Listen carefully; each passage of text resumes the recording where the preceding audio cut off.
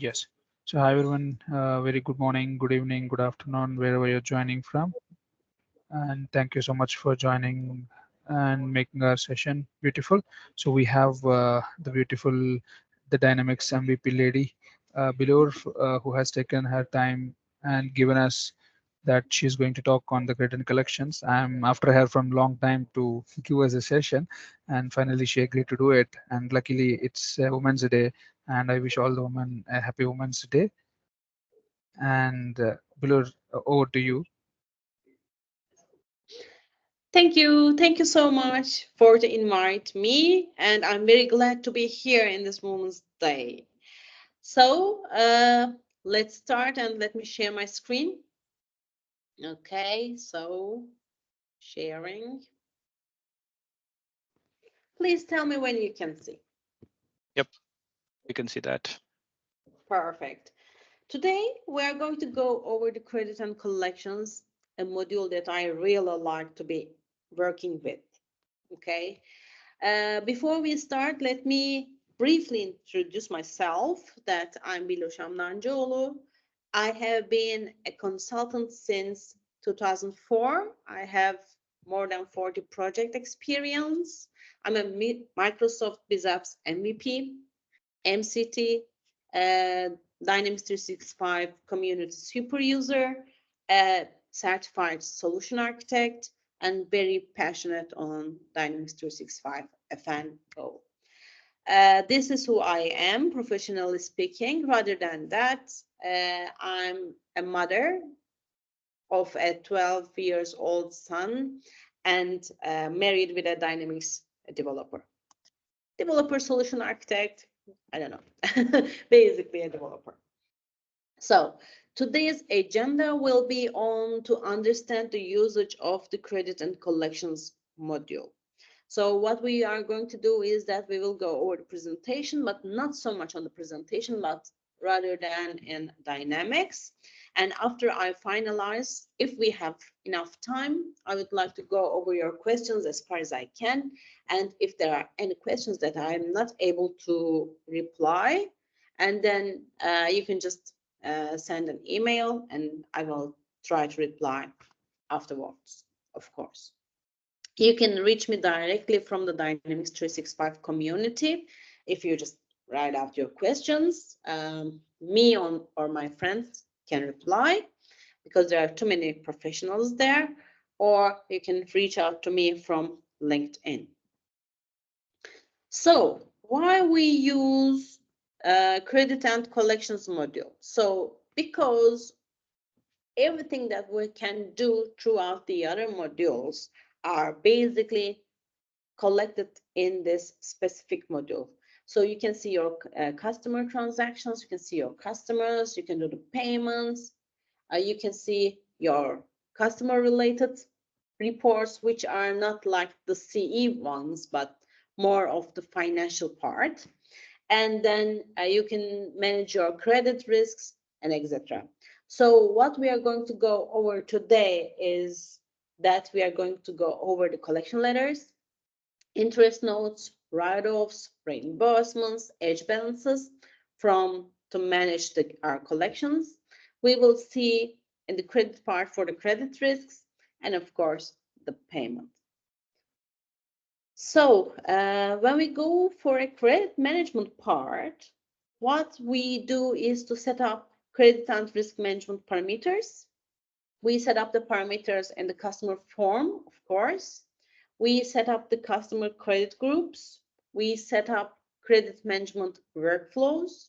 We run credit management periodic tasks. And then we use credit limit adjustments if we need to. And we can always release and reject the stops for the credit management under this module. So let's go to Dynamics now. Here is our module. As you can see, under credit and collections, we will be able to see and manage all the tabs here. As in the other modules, we have workspaces. We have different tree view of the setups and the processes that we can do. Under the setup, We will be able to see the accounts receivable parameters, credit and collection parameters, and etc. So according to the risk management, let's go for the credit and collection parameters. Under the credit and collection parameters, we have the credit tab. And here on the credit tab, we set the parameters according to our risks. So here we say if we would like to allow edit of sales orders value after order hold is released. So if the order is stopped, if we are able to do any edits on the orders, and reasons, default reasons for canceled orders, if we are going to check customer credit groups according to the credit limits, credit limit check when the payment terms are increased, and etc. These are all the parameters that you can use to manage your credit risks. So the first step that you have to do is to set up all these information for the credit limits. You can you have credit limit checkpoints. So you say when you would like to do the credit limit check, if it's when the confirmation is done, at the point of the picking list, when it's released to warehouse, if it's in the point of the packing slip of the invoice, or if it's in the posting or to create the pro forma, etc., etc. So here you can also say that if you want to control only for the sales order or the free text note, or if you want to just warn the user or stop the process or just be sent for a review. So these are the parameters that you have to manage when you are creating the risk management to yourself. Okay. And then we set up the workflows in the credit management workflows. Here there are three types of workflows that you can set up, and you set it up according to the association. When you click new, you will be able to select one of the workflows and you can make it as default. The first one is the credit management release workflow. So for example, if an order is in hold and you want it to be approved before it's open, so you set up the credit management release workflow. If you would like to create a credit limit and assign it and then to be approved, you can select the credit limit adjustment workflow. And if you want to send this information to the workflow according to the adjustment lines, the limits that you assign per line, then you will be able to select the credit limit adjustment line workflow. Then what we have to set up is for the credit management. Here we have blocking rules, payment term ranks, settlement discount ranks, credit management reasons, credit management groups, and account statuses. So we have here the credit management groups. Here you can define as much as you can. Here we will be able to select on the customer this information, and then we'll be able to assign, for example, some auto limits according to the credit management groups, which we are going to see further. So here there are two. One of them is the independent customers. Okay, let me continue. And the second one is the major customers. But you can say, like, for example, international customers, local customers, and I don't know, your intercompany customers, and etc. So it depends on how you want to create your rules according to these groups. This is all for credit management. Then you can have blocking rules. Here there are different rules that you can set up to block the customer. For example, you can set up days overdue. As you know, in Dynamics, if you have ever seen it, we have the account codes, table, group, and all mentality. Here you select the account code. You can set the parameters customer by customer. You can set up according to the groups, as you see that we have defined, and you can just give parameters to all. Here you select the account code, the account or the account group, and then the risk group, if it's high group, low group, medium group, or whatever you would like to set up. You can also set up your risk groups. You set up the rule if it's blocking or if you would like to exclude it. You select the operator if it's greater than or equal to or less than, and etc. You select the value type, and if it's overdue or currency, etc. This is for the days overdue. You can block your customers according to the account status. Here is the rule type, if it's the blocking or the exclusion, if the operator is or so, and you can have your account statuses. Also in the account status, you can have more than one. And here we have defined two, if it's hold or if it's open. So if a customer's account status is on hold, this means that the rule to be stopped for this customer. Terms of payment. So if the term of payment is cash or COD, then this means that the rule type is blocking. You can have the credit limit expired. So here also you can stop the customer according to the credit limits. We say that according to the risk group, according to the account number or account group, the blocking type, the operator, and the days. And you can also say that if you would like to release the order, then you can say release the order. You can have overdue amount. On the overdue amount, what you have to do is almost the same things, but you have to select the overdue amount and the threshold, of course. And on the sales order, if the sales order amount is below this, more than that, you can also have the blocking rules, and you set up the credit limit used according to your blocking rules. So after you do this setup, you can have, as I have mentioned, we have account statuses. On the account statuses, we say that it's either be on hold or on open. You can have more than one. It depends on you. It depends on how you want to set up your descriptions. And here, if it's hold, we say that invoicing and delivery will be on hold.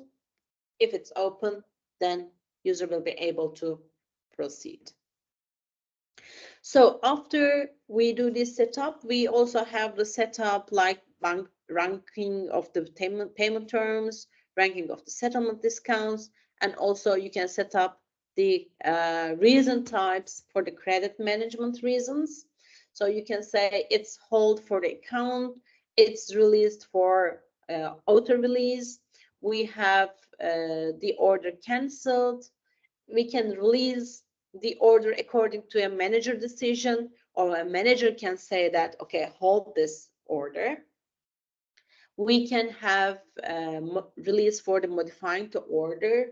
If there's an issue, if we want to hold it and we say it's an order issue, and if it's the reason type is status, then we can say that it's overdue, so we are holding this customer up.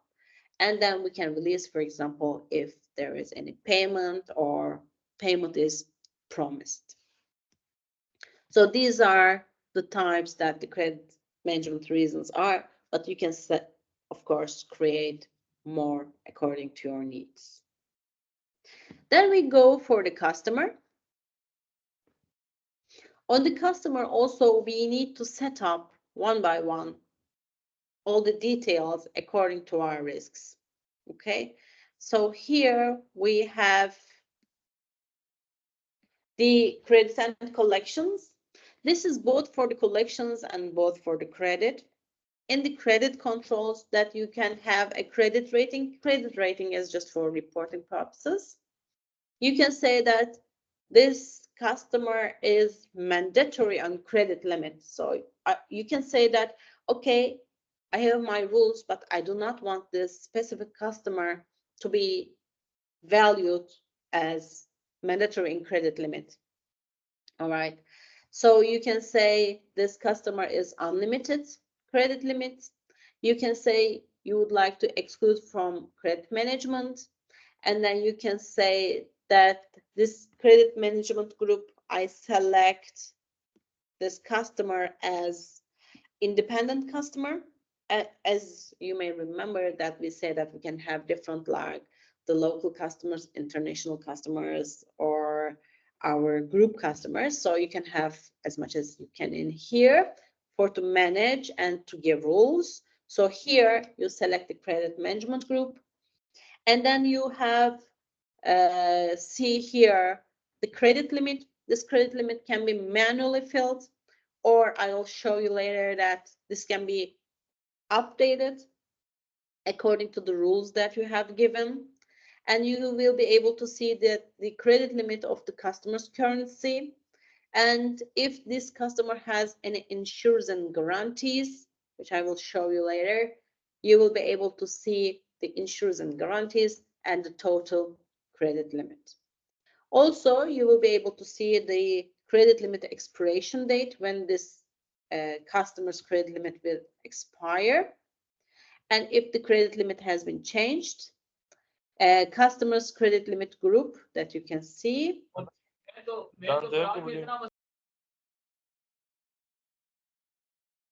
Any questions here, or? Okay, let me continue. Go ahead. When this credit limit has been last reviewed, when it will be next reviewed. So here, how I use these fields is that, for example, I set up an alert rule and say that, okay, my next schedule review date will be this, and just give me an information when the time comes so I can go into these customers, like for example 10 days before the next schedule review date, and I will review and do the relevant changes. So here also see the eligible credit limit, the currency, the account status, if this customer is open or on hold, or in any, for example, I create the customer and do not want yet it to be used because I didn't yet filled all of the information on the customer, and I want it to be on hold till I say, okay, everything is good and I would like to continue with this customer. So this account status can be used for that purpose also. The account status reason, for example, you put this customer on hold because the customer is in overdue. Okay, so you can select the reason why this account status is on hold or closed, etc. And then you will be able to see the risk according to the year business established, when this customer is my customer since, and you can have different roles. Here under the collections, you will stop this customer or just to the invoices. Okay, you may not stop this customer. You can stop just for the invoices. You can stop for all of the transactions. You can stop for the payments. You can stop for the requisitions, never to be stopped, or else. Okay. So here also you will be able to see, this is about not the risk, but the collections. But you can say that when we collect money from this customer, the direct one collection contact is for example, biller. So biller is very responsible for this customer. So collection contact is biller. You can select in here, and you can have default right of reason if you would like the write-off. Default right of reason will come from here. And then if you would like this specific customer to be excluded in the interest charges when you calculate your customer's interest, you can select as yes or no. If you would like to exclude from collection fees, still you will be able to select exclude from collection fees in here for the specific customer. Okay, so this is actually how the collections are being made, the setups that you have to do in the first side. Then you can run some periodic tasks for the risks, and you can use credit limit adjustments. Let's go back. Under credit and collection management, we have periodic tasks. Under the periodic tasks, we have force credit hold, calculate balance statistics, and update of the risk scores. So when you say force credit hold,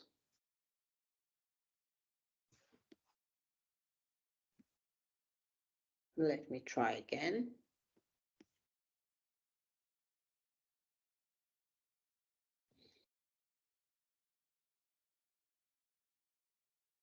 System will look at your customers and then try to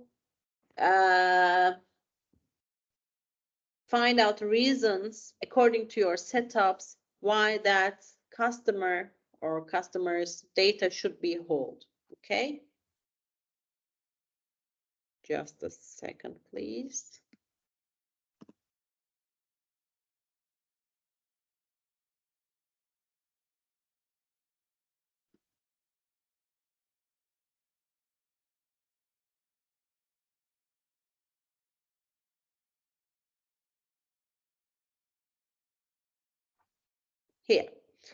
Here are the reasons that you can run. You can run these as batches also as well. So if you would like to stop according to your account hold, according to your order holds, you will be able to update when you use the force account hold. Of course, this will control on the way of your transactions, but if you want a periodic control for this purpose, you will be able to use this functionality in batches, for example, running once a day or in an hourly manner to be able to run these controls. Okay. So you can also give some filters and then run the processes. So you say that, okay, control my customers according to the account issue. If you would like to check the rules for the manager hold or an order issue, run it. Once run, all the data will be seen in the inquiries. Okay, so I will go to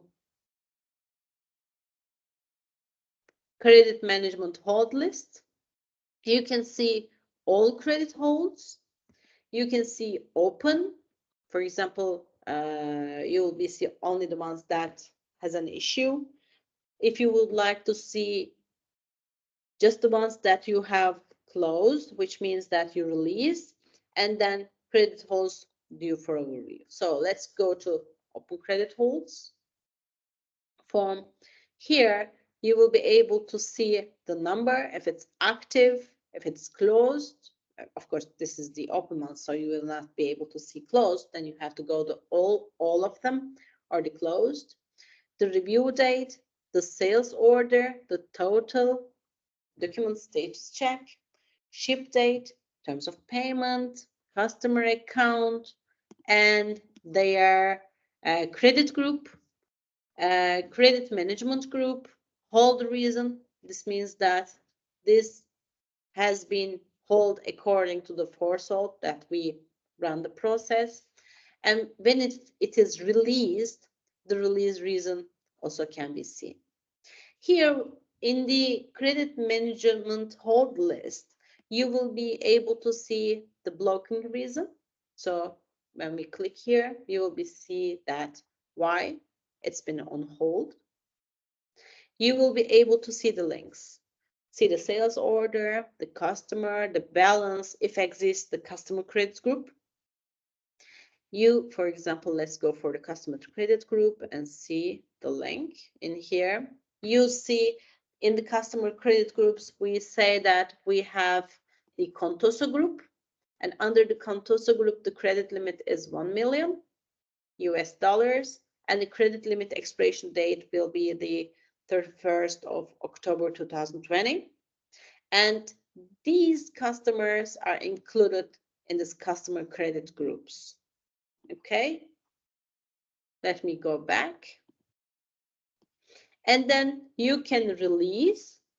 When you release this, or how to give a release reason. So you can say that, okay, this will be an auto release. So I will be releasing directly, or this releasing because this order is canceled. You can say, okay, as a manager, I approve this order to be proceeded. So you can say it's a manager decision, or say that, okay, this order has been modified. And or you can say, okay, this customer is above credit limit, but he's an old customer, she's an old customer, and let's say that he pays the promise to pay, so we can proceed. Or you can reject. In this case, to reject, we can also give a release reason, or you can evaluate for release. This means that something has been changed and you want to rerun the blocking rules, and then you can say evaluate to release.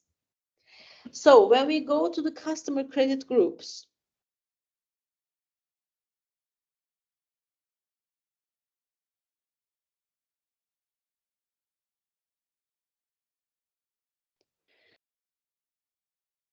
customer credit here under the risk, we have scoring groups, we have risk classification, and we have automatic credit limits. So let's go for the scoring groups. Under the scoring groups, this is very important information that you can do to evaluate actually the risks. So there are various. One, you can manually add new ones according to your rules. When I say new, you give a scoring group number, a code, a description, and a group type. So if you want to evaluate the scores according to the average payment days, customer sins and business sins, DSO, average balance, credit management group, account status, and country, these are defaulted by Microsoft, so you can use any of them.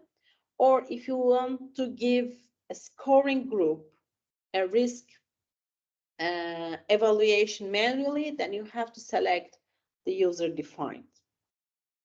Okay, and then you select the score type. If you want to give a range to your rule, then you can say range, or if it's something that's not in range but a user defined value, then you can say user defined. Okay, for example, here is the average balance. The group type is average balance and the score type is range. So if you say that if the average balance is from 0 to 5,000, then the risk contribution score is 0. If it's from 5,000 to 50,000, then the risk contribution score is 2.5.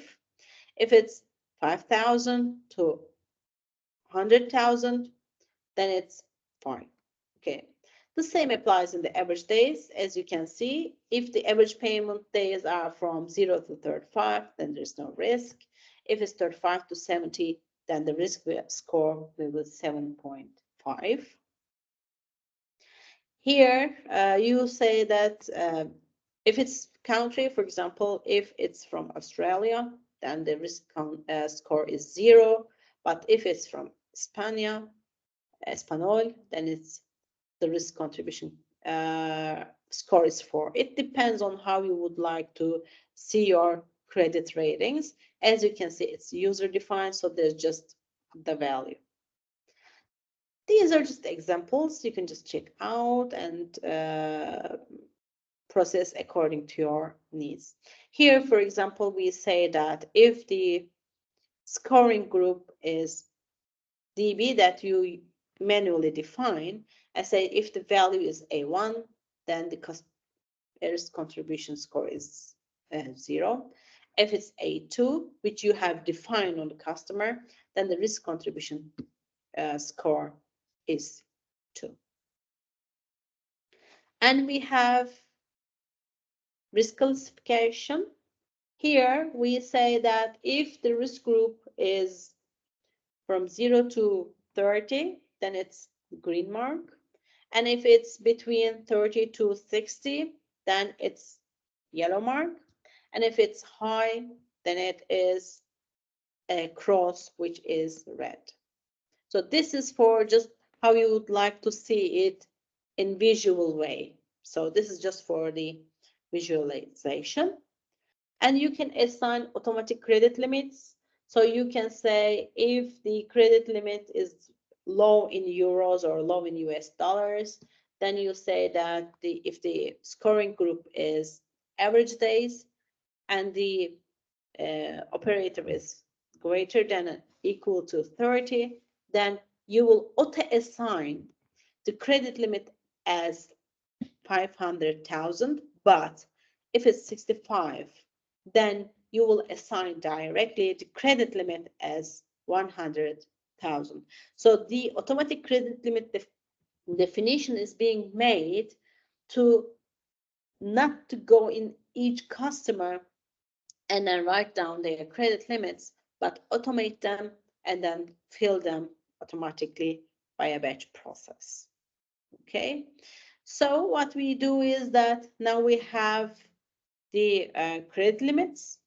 Okay, so when we run the process of the updating risk scores, okay, you can run in batch, then this information will be automatically displayed on the customer. So I go to customer, okay, select my customer, go to the risk score, and we'll be able to see here the risk score is. If you create new one, as you can see, I have created the BB before and run it, you will be able to see also the modified date, and then you will be able to see the value, the total risk score, and the risk group. Okay, so when you go, if you would like to go into detail what this is, then you will be able to go to risk scores and see how you did your setup. This is for reporting, so you will be able to see the risk scores just for the information of yourself, of your customer. Okay. Then what you can do is that for a specific customer, you will be able to do credit limit adjustments one by one. So you can say, okay, this is defaulted or not defaulted, and you would like to do the credit limit adjustment. You can go to customer, or you can directly go here, credit limit adjustments, select new, you select the credit limit adjustment type. It can be a credit limit or a temporary credit limit. It depends on how you would like to manage, and go to lines. Okay, select your customer accounts. For example, Contoso Europe. If the customer has a customer credit group, it will be defaulted. You will be able to see what it was, actually what it is now, and then you can here write down what it should be. Okay, let's say 1 million. You set up the expiration date. It will be expire tomorrow, for example. And then you will be able to post. Okay. You can add customer adjustment. You can add credit group adjustment. So you here select and update all this information according, not one by one per customer, but according to the customer group. So you can say that, okay, I would like to assign 1 million Contosa customers, but now I would like to change to 1,500,000. There's no expiration date, and then you can post. Under generate, you will be able to generate the lines from the existing customers or existing customer credit groups, and or from automatic credit limits. So when you post, you will be able to see, go to the customer and then check out how limits are being assigned.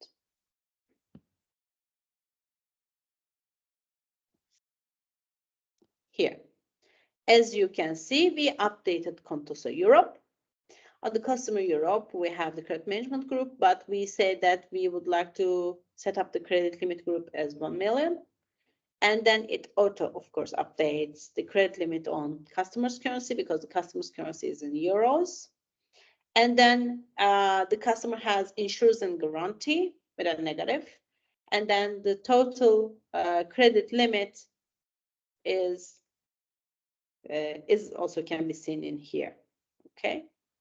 So the expiration date, the change date, all to be seen on our customers.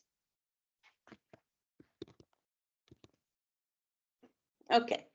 So what we did according to the credit management is to set up the parameters, check out from the customer form. After we do the setups, we set up the customer credit groups, we set up the workflows, we see the credit management periodic tasks, user credit limit adjustments, and then we release and reject the stops. And we have as the limits, we are able to give the limits manually, but time to time, the limits are from the insurance and guarantees, and it's easy to manage in Dynamics. So first you set up the types, and then you assign these types in the customer form. So again, under the credit and collections,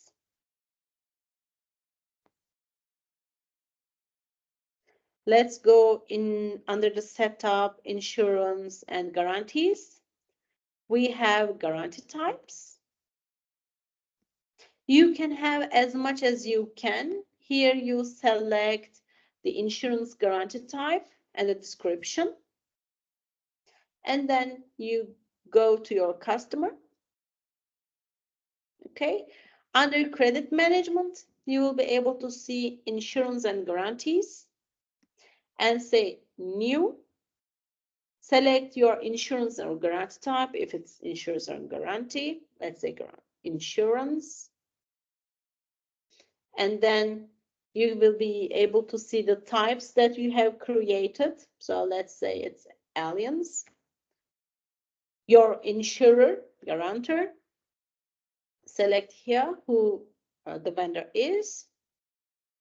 If you have a coverage type, you will be able to see the coverage type. You can have your detailed identification in here. When it is effective, when it expires, what the value is, and the currency, you will be able to fill out and say that included in exposure or not. Okay, so this is how you manage your insurance and guarantees for the customer.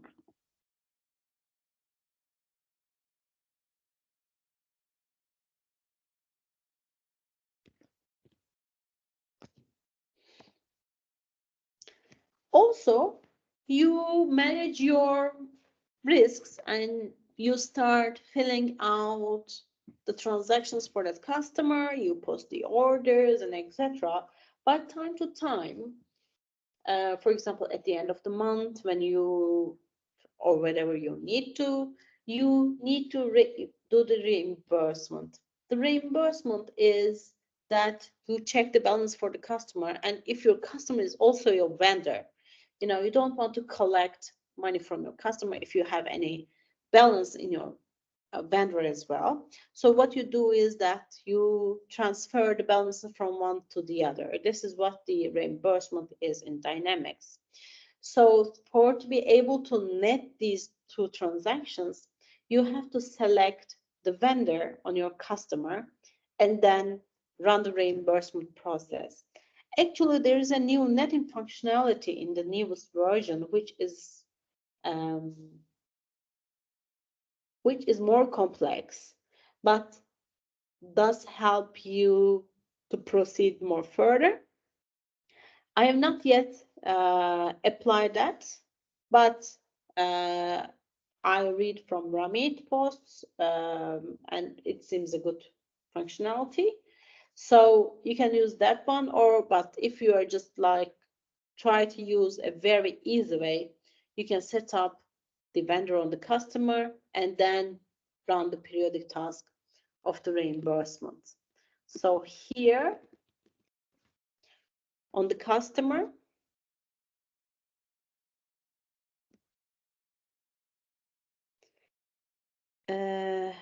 I think it's under, where it is.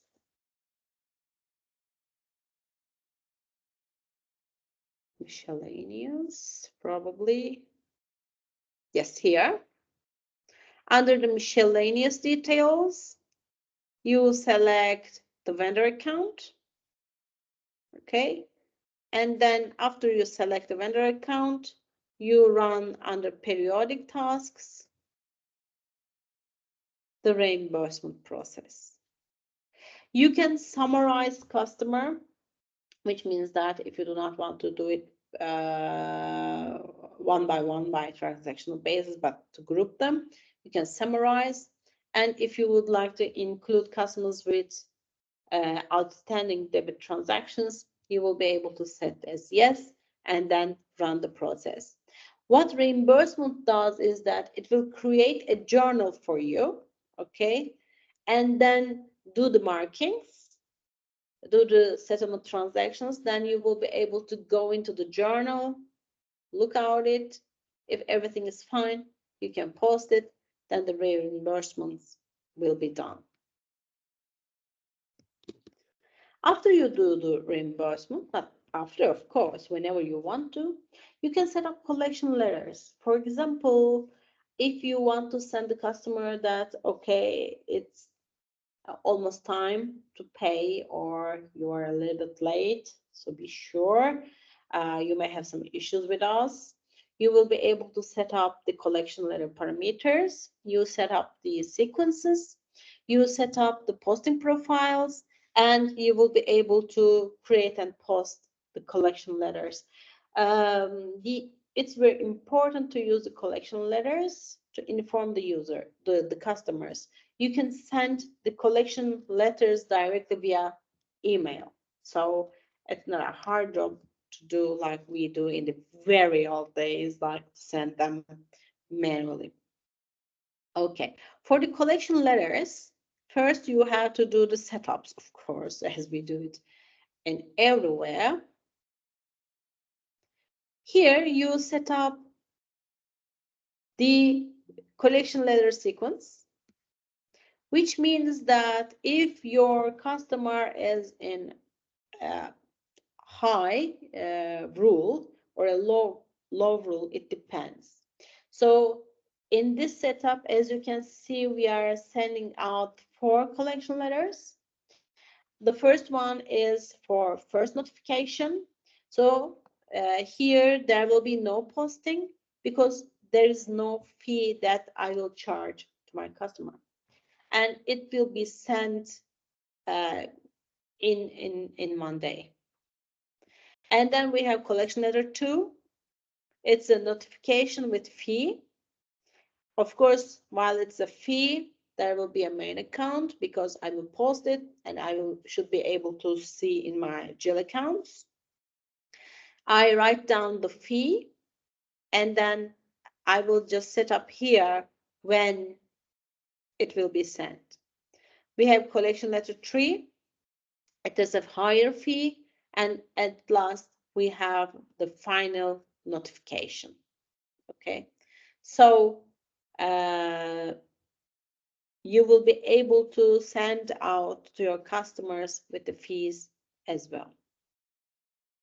So we set up the collection letters. As you may remember, we set up to the customer and saying that, okay, we are going to use collection letters for this customer as well. And then on the posting profiles, we select the collection letter sequence in here. So we will be able to, if this customer posting profile is Jen, we should use the collection letter sequence as high. And then also say, yes, I will, on this customer posting profile, I will calculate calculation letter. So for example, if you have different posting profiles in your transactions like advance payments, and for the advance payments, you don't want to calculate any collection letter, you do not need to select collection letter for that posting profiles as well.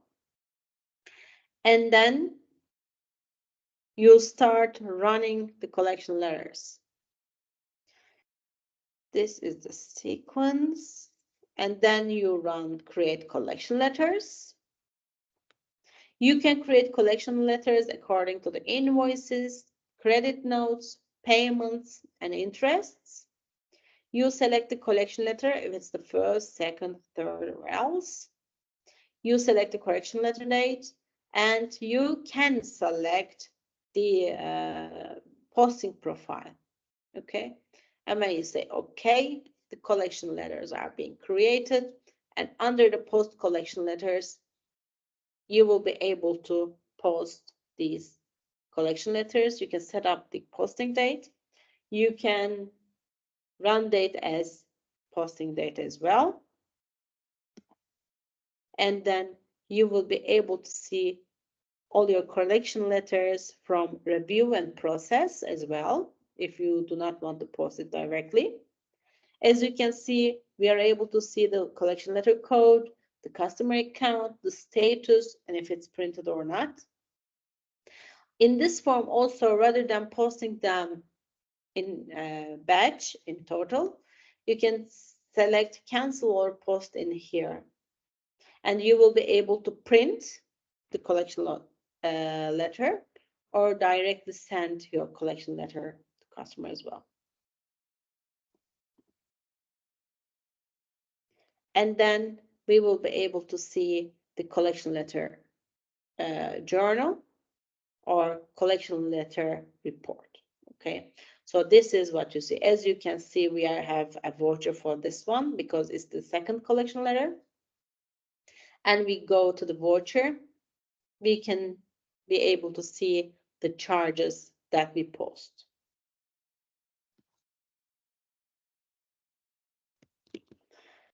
And what we can do here is that we have the interest notes. Collection letters are a little bit different than the interest notes. Interest notes are used to charge customers if they do not pay. There's also a couple of parameters that you have to set up. So what you need to do is that you have to set up the interest note parameters, then the interest codes, and then merge them in the posting profiles, and then you create your interest notes and post them. So under the parameters, set up credit and collection parameters. Here we have interest and fees. Under interest and fees, we select to what we want to calculate interest from. If you say open, this means that the customer has not paid and is overdue. If you say closed, this means yes, customer is paid but paid late. If you say open and closed, this means that I would like to also calculate interest to the transactions which are late and late paid. You can say, of course, closed, including the grace period. So it can be closed, late, but there can be a grace period that you say it's okay, like it is late for 5 days or 10 days. You can say close including the grace period, or open and close including the grace period, you can say. So here, for the interest and fees, when will be the invoice date value, interest note date, or the current system date, we can select. You can say the minimum number of days to allow for interest and fees, which is the grace period, and the number of days to allow interest and fees that you can select in here as well. So after you select the interest and fees, you go to posting profiles.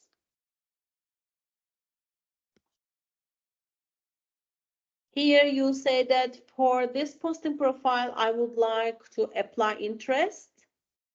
And here you select the interest code according to your account code, account group, and etc. When we go out for the interest codes, you set up, because you can have different interest codes, okay, according to different rules.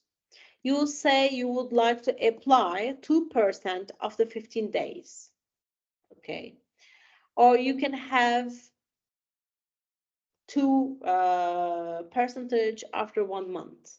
It depends on how you would like to treat your customer.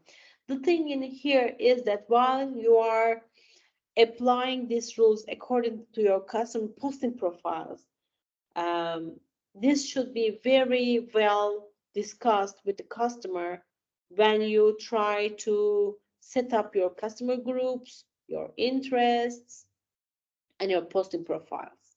Or else you can have different rules per customer, and then you have to set up your posting profiles accordingly, customer by customer. So it's a huge thing. So this should be very well designed in this turn. We are talking with the customer AR phase. Here you will be able to have the calendar options, expiration date, grace periods. You can have interest type. For the interest type, you can have a single rate or a multiple rate. You can set up here how these earnings should be managed. Unfortunately, there's just one account in here. So you can set up just once. You cannot say, for example, the customer are paid early, okay? In this case, it's positive and it's for the sake of the customer. So you cannot say if they pay late, use this account. If it's early, use that account. No, it's just one account that you can use. So you select here how it will be calculated. If you would like to calculate interest every 1 month, and with the monthly interest that you can select in here, you will be able to set it up. Or if you would like to generate earnings by currency, you can use here to set up by currency. And you will be able to set up here the payments and payments by currency. So this is how you set up your interests, interest codes. You set up your interest codes, your parameters, and then you set up in the posting profiles. Then it's time to run the interest. You go to interest and then say create interest notes. You can create interest according to the invoices. credit notes, payments, and even interest by self. You calculated interest and was not paid also. So you will calculate interest on the interest. And you say from date to date, round off, posting profile definitions. And when you say okay, then you will be able to see all these values under the interest calculation. If there exist, let's see that if we have any.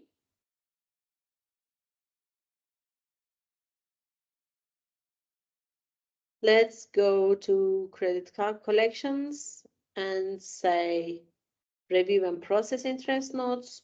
Here, as you can see, we have these, the interest code, start date, end date, customer account, the status, if it's canceled or if it's open or created. As you can see, if they are printed or not. So if you would like to see in details and if you would like to post it, then you say post. And after you post, all the transactions will be able to see. So when I click in one of them, before posting, you can control the details, the start date, end date, customer account, the currency, and under that, the sales tax, address, transactions. So here you will be able to see which voucher, which date, which invoice, if it's an invoice, due date, currency, origin amount, amount of interest will be seen also, and etc. You can also, if you would like to remove and you would not like to calculate interest for that specific transaction, you can remove from the lists. Interest per transaction lines. Here you will see the interest lines and then post directly in it. So when it's paid, if the customer pays, the interest will be also closed.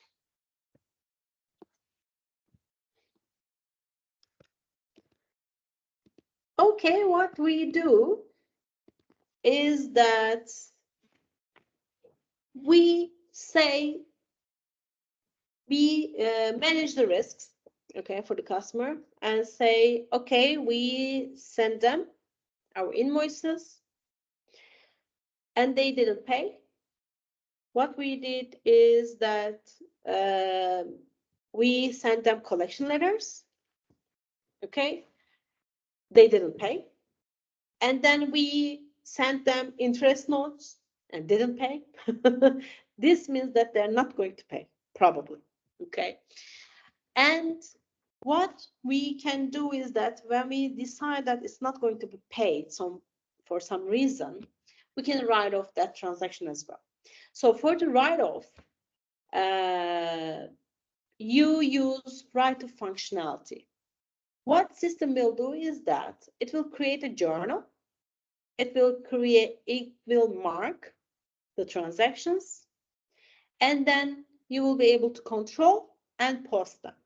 But before we use the write-off process, what we have to do is that we need to set up the default write-off journal, default reason on the parameters, and if we need tax line to be separated on the journal, we need to select that parameter as well. Then just run the process and post the journal. So for the write-off, what you have to set up is under the credit and collection parameters, we have here write-off. We select the write-off journal, it's the general journal. If you would like to separate sales tax, we select it. And we select the default write-off reason, and that default write-off reason will have its own account, of course, that we are going to use as offset of the customer transaction.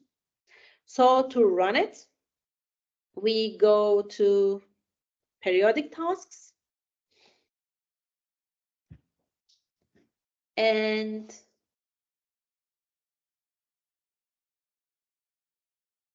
write-off.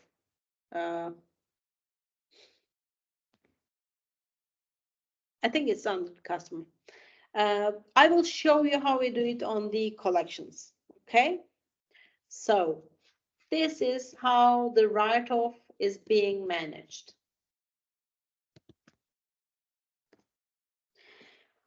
Or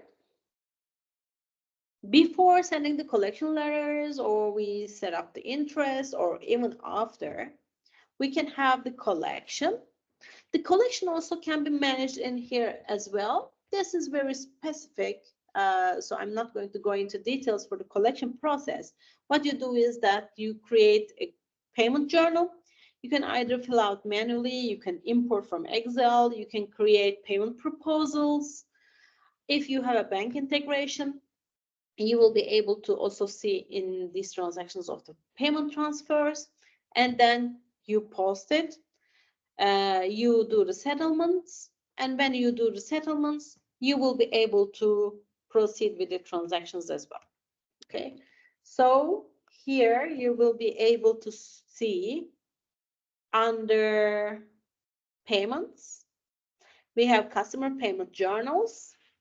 So basically what you do is to create a journal and go into the lines, fill out the details for the payment, or use the payment proposal if you would like to, and then post it. If you have any transaction, any bank integration, like sending and taking back from the bank for those details for to be controlled, when the statuses are changed to send, you will be see the transactions that are being sent in the payment transfers. For example, if it's a credit note payment that you have to pay for your customers, you will be able to see in the payment transfers. Or if there is a workflow for the customer payments, you will be able to see the payment journals that are assigned to me. Okay, but till we come to payment part, there are things that needs to be managed. That needs to be managed by the collection agents. So you are a company and you have collection agents. They have their own customer pools and they would like to manage the collections. So I think the other part that we come to this point is good, but for the collection agent perspective to manage and see every detail in a one visual form is something else. So for make a collection agent's life easier is that we are using the aged balances. So you set up customer pools, you set up collection agents, you map them together. So a collection agent do know which customers that she needs to take care of. And you set up the aging periods, so you can have multiple aging periods to go into the details of the aging. And then you run the age customer balances and periodic to update your aging balances. So here under setup,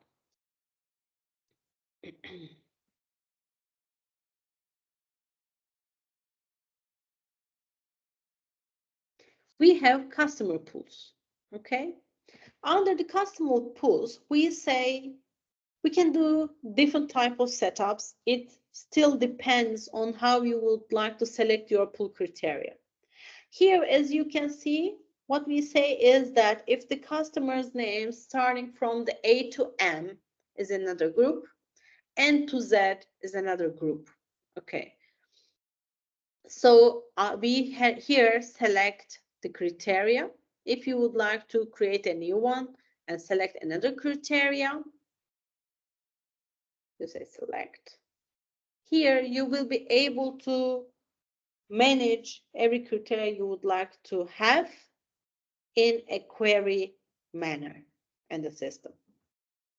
You can have criteria from global address book, from the customers. You can say that this customer group, is another pool for me, or this customer groups, and then you can have your pools. Okay, so let me go back. After you do your pool, you can have your collection agents. Here, for example, I have Arnie Mondlo as my collection agent and Connie. This collection agent, Arnie, is able to do transactions to the pools from A to M to all N to Z and over 180 past due. Corny can do only for the all of them and just for the ones that are over 180 past due. And you will be able to select which one is the default pool. Okay, so also when you select any of them, when you would like to see what Connie will see when he opens their form, then say preview customer pool. So it will give me the list of the customers that this user will see on that pool. As you can see, we have this detail here and be able to control before we let the user be in the system and see the details of the transactional level. So what we do is that we set up the customer pools and the collection agents. After we do the setup, we have the aging period definitions. We can have as much as we can. It depends on you, how you would like to see. For example, we would like to see the aging 2 weeks before and after the transaction, or we would like to see 30, 60, 90, 180 bulks of the transactions. As far as I remember, the columns are limited for the 7 lines, but it may be changed now. So you need to be sure about the periods, on how many periods that you can use. Okay, so here you will be able to write down the period name. You select the unit, you select the interval, and you can select the indicator.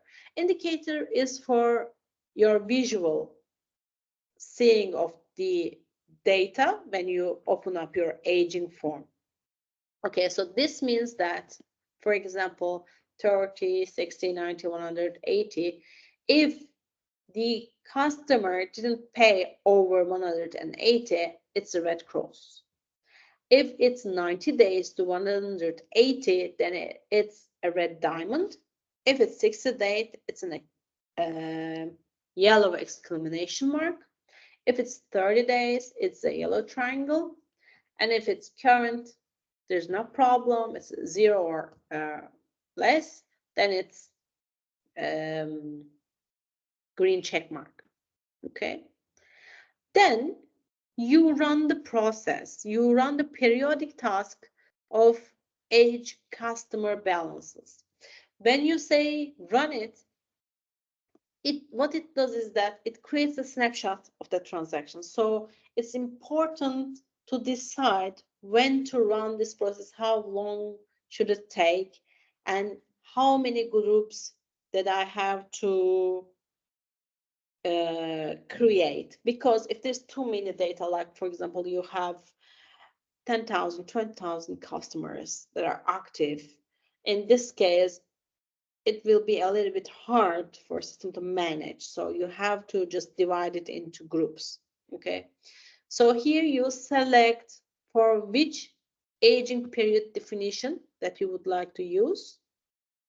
You select the pool ID, which pool that you are going to use.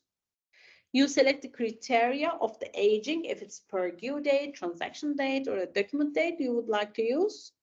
And according to what you want to do the aging as of. So if you would like to do the aging as of today, you are able to, or you can select another date. If you would like to update the collection status, if you would like to include customers with zero balance, if you do not need to do anything, any transactions according to the zero balance, you can just exclude them. But this doesn't mean that it's looking for the balance. So this means that you probably did not settled, or you may not want to settle because that payment is not for that invoice and you still want to see the invoice as not paid. So this is a very critical parameter that you have to select. And you can select bypass credit limit calculations during aging. When you say OK, you can do it in batch as well. You can set up the company range. System will run and then give us the aging report. Here we will be able to see the age balances. Okay.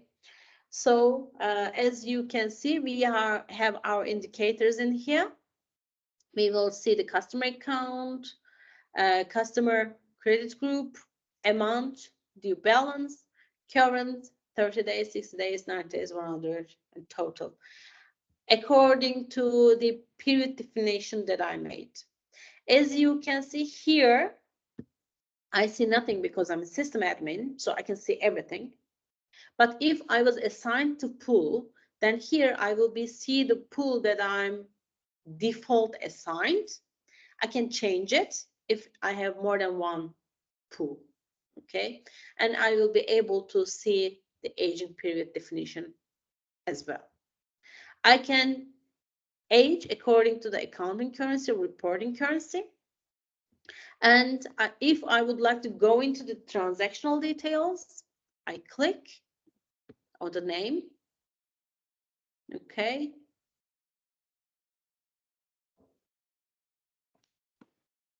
And then we'll be able to see which open transactions that I can see in here. I can here see just the opens, or if I would like to see for this customers opens and closed, I change see show from open and closed. In this form, I'm able to write off as well. When I say write off, as you can see, I'm able to see the write-off date, reason code. I can change it. This is the default reason code that I have selected on the parameters. And when I say OK, system will write off the transaction. I can settle. I can print. I can see the collections history in here. Also, what I can do is that I can change the statuses. As you can see, by default, all the transactions come along with the collection status of not disputed. But if it's not paid, somehow I have an issue with the customer and I would like to see what this status is, then I say change status. I change the status, for example, like it's disputed, or it's not disputed, but it's not paid, but the customer promised to pay. We have an issue of disputed, then we solve it, so it's resolved. Customer has promised to pay, but then promise to pay is broken, so I can select promise to pay broken or promise to pay kept. So we can use debt collection statuses. We can select, for example, disputed, the reason code why it's disputed, because let's say write-off, it's because why it's disputed. We can have a follow-up date. We can set up the disputed amount, how much amount can be disputed. You can send email message to the salesperson. Okay, this is not going to be paid. Salesperson, do not do that anymore. You can record an action or you can create a follow-up task. What does it mean to create an action, a follow-up task, a case, an appointment? Is that you can say that, okay, I'm going to call my customer in the end of March, for example. You can create an appointment, or you can create a task for yourself or task for another. You can say, okay, this is a task for the salesperson who should check and get back to me. Okay, so here are the activities that we have. Okay, so on the action, you select the action type. For example, you are going to create a conference call. You write down the purpose of this conference call. You can set up the notes and you can set up the date and the time. You can set up an appointment. Okay, so you want to make an meeting. Okay, purpose, the notes, when this appointment will occur in date and time. You can create an event.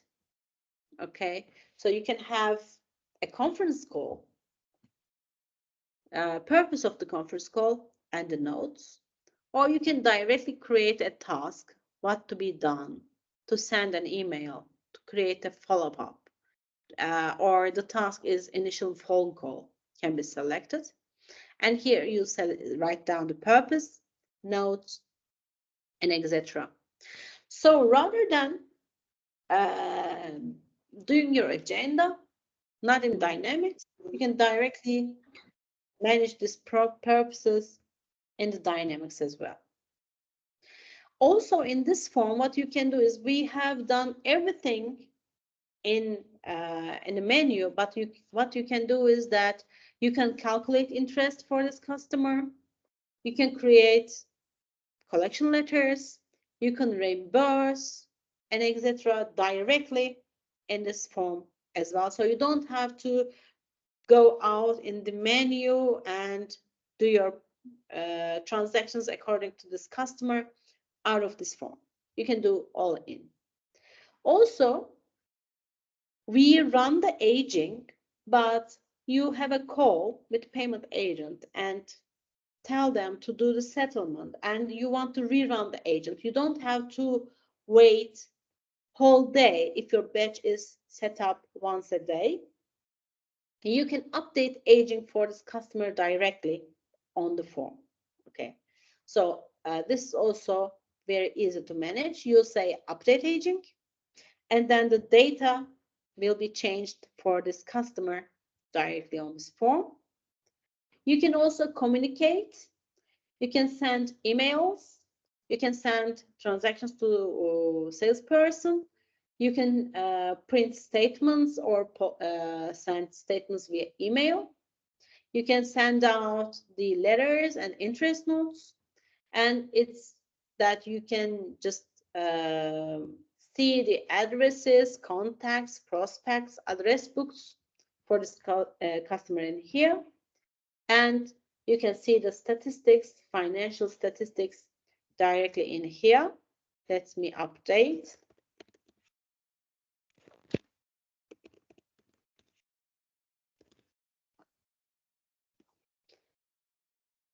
Okay, we didn't set it up, but you can here see the total invoice, date of update, budget, estimated, and turnover details as the financials for the specific customer. You don't have to go in and update financials one by one. You can run the periodic job of update financials, and then you will directly see here. But if you want to do for a specific customer, you will be able to update financials in here as well. Okay, also, of course, that we have to mention is that we can use manage customer credit and collections part as well. Even though I use this form more, but we have this beautiful workspace for customer credit and collections. If you would not like to see just the collections part, but if you would like to see other details, you can use this part. So you have the company, you can select the customer account, the currency, either is accounting or reporting. You can see in one place all the open activities. If you like, for example, you have a task to collect the overdue balance, if you have a task for follow-up on promise to pay, if you have an appointment, you will see all your collection activities in one. So when you come here, sort by date, you will be able to see what you have to do for that date. You can also here go for do the actions, you can do the communications and activities. You can see your open cases, customers over limit, payment journals that are not yet been posted, collection letters that are not printed, not posted, interest note details, and the sales orders on hold. You can see your balances according to your pool. While I'm an admin, I can see it all. And your aging period definitions. We have this pie. And also for the collections, you will be able to see the customers overdue, edge balances, credit limits. Here, as you can see, the limits of the customers who are on hold, cases, activities, open payment journals as well. And also in the end, we have our links.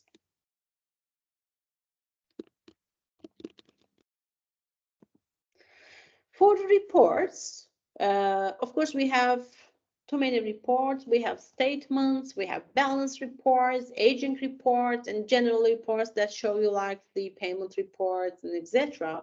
in the system that you can use. So you can just see them under the reports.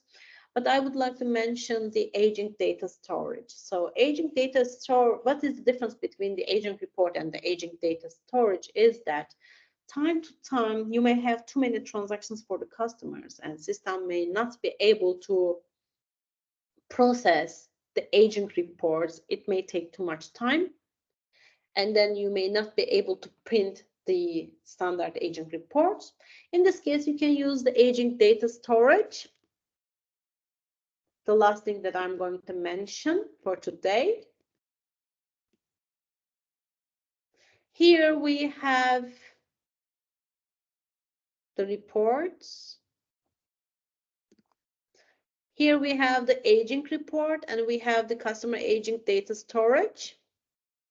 Okay, you set up your data storage, customer aging data storage. You set up the aging date as of, balance as of. If you want to age according to your transaction date, due date, or a document date. If you have an aging period definition, you can select, or you can just giving an interval, you will be able to manage that as well. It depends on you. I think it was just 5 columns that you can select, that system gives to you. Aging direction, backwards, forwards. And then the other parameters like including the transaction currency, exclude zero balance accounts, if you would like to see the negative balance, if the customer is negative or not, and if you would like to do the payment positioning. You can select the recourse to include, and when you say okay, the customer aging data storage starts to run, and then from the data management, you can export the data rather than using the aging report that you can see in the customer aging report. When you click on the customer aging report, the criteria are the same. Just the logic to print the report is varying for this purpose. And this is only being made for the performance of the system. Okay, so here, customer aging data storage, as you can see, we see it here. And we see the processing status, it's ended, it's run as batch, we have the batch name and the number of aging lines. Then we go to the amendment and then export the data. For supporting documents, you can use Microsoft Learn, of course, for credit and collections overview. It's a couple of pages to go over with, and then you can use, of course, the labs of the Learn to manage your processes for learning. So thank you for participating. It's been like we have 5 minutes still. Yep. Thank you, Beliru, for the wonderful session. Thank We have 5 minutes left for having, we will take the question answers.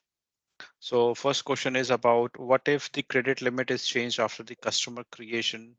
Will system be able to put customer on hold till the workflows is approved for the customer change? So that's the question from,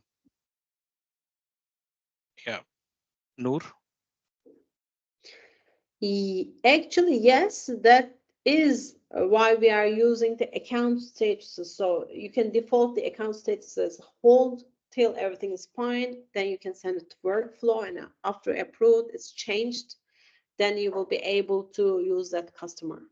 And then it depends on the rules, what you would like to control actually for the customer. Yeah, I think definitely we can actually have some credit limit over there, or maybe we want to set up some adjustments. So definitely that can be done. And then Yes, obviously, if you set up your credit limit groups and then assign to those customers, yes, of course, it will be yes. up. Okay, let's take the second one quickly. Is there any way to exclude a certain invoice from the credit limit? Actually, when you settle a transaction, the balance will reduce.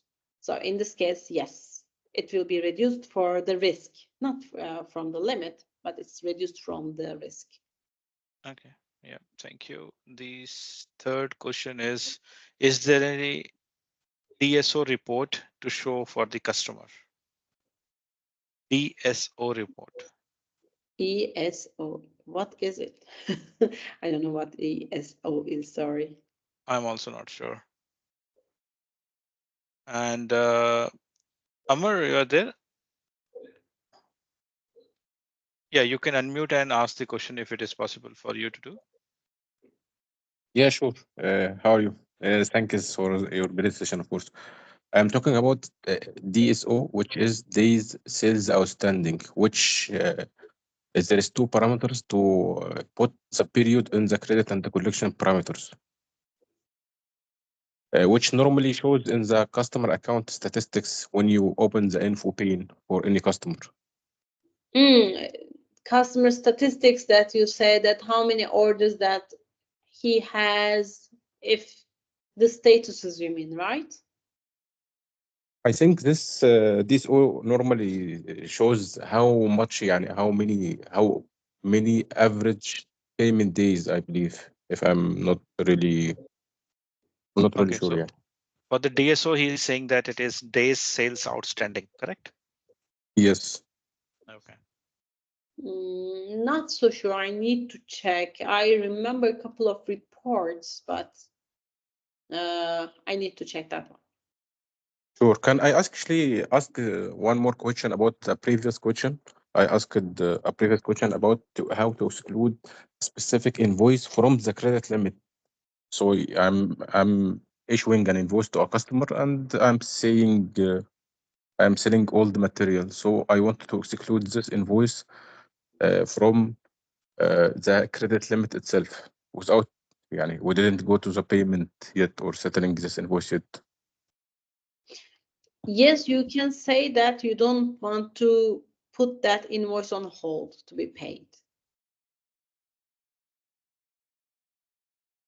Sorry? Yes, you can do that by to select that you do not want to include that transaction on the credit on hold. You can, with a reason, of course, that you have to select why you do not want to put that transaction on hold. Oh, sure. Great, Okay, thank you. thank you. Any more questions? Floor is open. Yep. Kamal, please go ahead.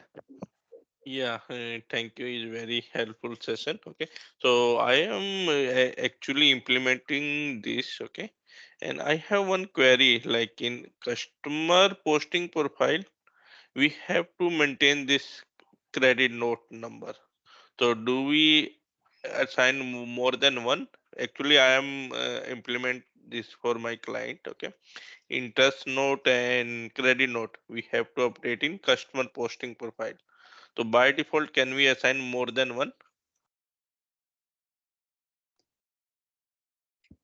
No, actually you cannot. For each credit note, that if you have, sorry, for the credit notes, if you have different posting profile, you have to change it manually.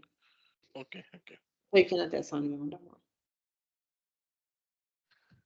Okay, so any more question to be asked? If not, then we'll have an upcoming session from Dipesh Somani. Basically, this session will be for the co-hosting in Dynamics 365, co-pilot in Dynamics 365 CE and Power Platform. So we'll be understanding. Thank you, Veliru, for the wonderful session and happy Women's Day. Thanks so much. Have a nice day, everybody.